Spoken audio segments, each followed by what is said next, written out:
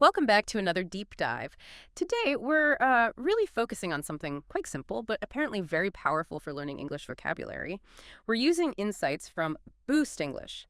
Master 10 words daily.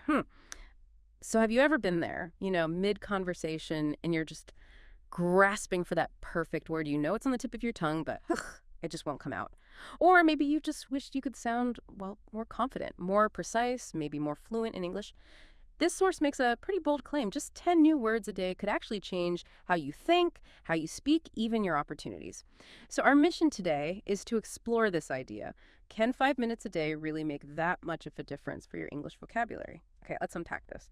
So the book starts by saying words are, well, they're more than just letters, right? It calls them tools. Tools to express our thoughts, shape how we communicate, and importantly, build connections. And think about it, really effective communicators, leaders, teachers, maybe even some YouTubers you follow. What's the common thing? They use the right words at the right time. The author uses this analogy. Think of vocabulary as your toolbox. Simple enough. The more words you know, the more powerful your communication becomes. So it's about filling that toolbox. That's a really great analogy. It underscores, just how fundamental vocabulary is. It's not just about basic understanding, but achieving clarity, nuance, real impact when you communicate. A richer vocabulary, well, it allows for richer thought too, I think. Exactly. Now, this is where a lot of learners maybe get stuck. The typical advice is often, memorize these long word lists. But the source is pretty blunt. That's not effective. It just doesn't stick for most people. Instead, it proposes this 5-step method, really practical. First, learn 10 words a day, just 10. Second, really understand the meaning. Go deeper than just the dictionary definition. Third, see them in action, real-life examples. Fourth, and this seems key, speak them out loud. Get them in your mouth, And fifth, use them. Actually trying to weave them into sentences during your day. Right. And it's interesting how well these steps actually line up with what we know about learning and memory that focus on speaking them aloud and using them in sentences. That's not just rote repetition. It's active recall. It's elaborative encoding. You're properly engaging with the words. This helps build stronger connections in the brain, making the words, truly usable, not just items on a list you memorize once. Okay, so what kind of words are we talking about? The source gives us 10 to start with, and they come with these little stories to help them stick. Let's look at the first few. Here's where it gets interesting. First up, grateful, meaning, feeling thankful. Example, she was grateful for the support from her friends. Pretty straightforward, but the story adds a bit more. Imagine waking up and seeing the sunrise. That small moment of beauty, if it fills your heart with warmth, that's gratitude, makes it more tangible. Next is enhance, to improve something. Example, reading English books will enhance your vocabulary. We hear that a lot. The story, think of your mind like a garden. Every word you learn is like water. It enhances the growth of your communication. Nice image. And then reliable, someone you can depend on.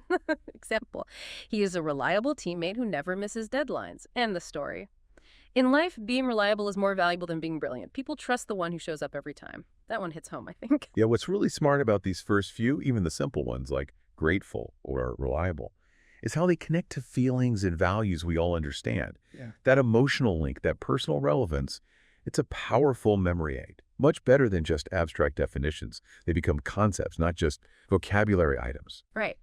And moving on, the next few words seem to focus more on the learning journey itself, on your own capability, like confident, meaning sure of yourself. Example, she felt confident before her first English speech, something many learners aspire to.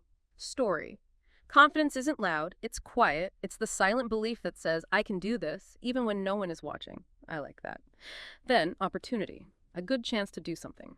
Example, learning English gave him better job opportunities, a big motivator for many. Story, opportunity doesn't knock twice, so every time you speak English, that's your moment, grab it. Very action-oriented. Next, temporary, meaning not permanent. Example, this difficulty is temporary, stay strong. Good reminder. Story, every beginner struggles, but remember, mistakes are temporary. Growth is permanent. That's encouraging. And creative, full of new ideas. Example, he used creative ways to remember English words. Story, creativity and learning can be as simple as turning words into drawings or rhymes. Make it yours. Permission to play, basically. It's interesting, isn't it, how the list shifts there. From inward feelings like grateful to words that are really about resilience and taking action. Opportunity, temporary, creative. These empower the learner. They frame those inevitable struggles, not as roadblocks, but as, well, part of the process, part of the growth. That positive framing is huge for keeping motivation up. Absolutely. And the last few really reinforce that mindset needed for the long haul. We've got challenge, a difficult task. Example, speaking English fluently is a challenge but not impossible. Acknowledges the difficulty but offers hope.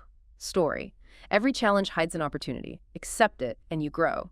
Connects back to opportunity, then improve to make better. Example, daily practice helped her improve her English skills. Simple cause and effect. Story, improvement isn't about perfection, it's about being better than yesterday. Takes the pressure off, right? And finally, patient, able to wait calmly. Crucial one. Example, be patient, fluency takes time. Story, just like a tree doesn't grow in a day, your English too will bloom if you stay patient. Lovely image. Yeah, ending with words like challenge, improve, and especially patient really drives home that learning a language isn't just about learning words. It's about managing your own learning process, what educators might call metacognition. The source is clever here. It builds that growth mindset right into the vocabulary list itself. It's a kind of holistic approach. Okay, so that's the method. Those are some example words. But what does it actually add up to? Let's talk numbers, because the source makes a pretty compelling case here. It says, okay, 10 words a day seems manageable. That adds up to 300 words in a month. And 300 words a month. That's over 3,000 words in a year. Wow. Yeah, when you put it like that. Right. And the author claims that getting those 3,000 or so words under your belt, that's enough to understand something like 80% of everyday English conversations.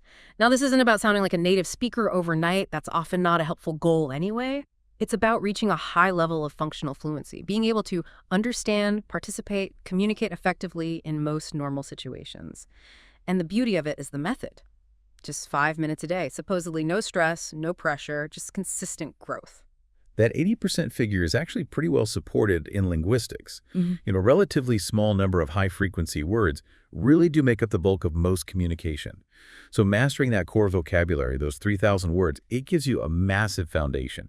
It lets you handle most daily interactions confidently. It's that power of compounding again, isn't it? Small, consistent steps, building something really significant in your brain. You're building these semantic networks, making it easier to learn even more. So for you listening, if your goal is to speak more fluently, maybe ace those interviews, or just feel more comfortable using English, the source suggests a simple way to make this a habit. The steps are straightforward. Engage daily with your 10 words. Maybe it's a video, an app, maybe just your own list. Say the words out loud. Repeat them. Write them down, maybe in a dedicated notebook. And then the crucial part, try to use them. Slip them into conversations. Even if it feels a bit forced at first, the promise in the source is pretty inspiring. Soon, English will no longer be a fear, it will become your strength. Yeah, and that really gets to the heart of habit formation, doesn't it? It's one thing to learn something intellectually, quite another to embed it into your daily life, into your active vocabulary.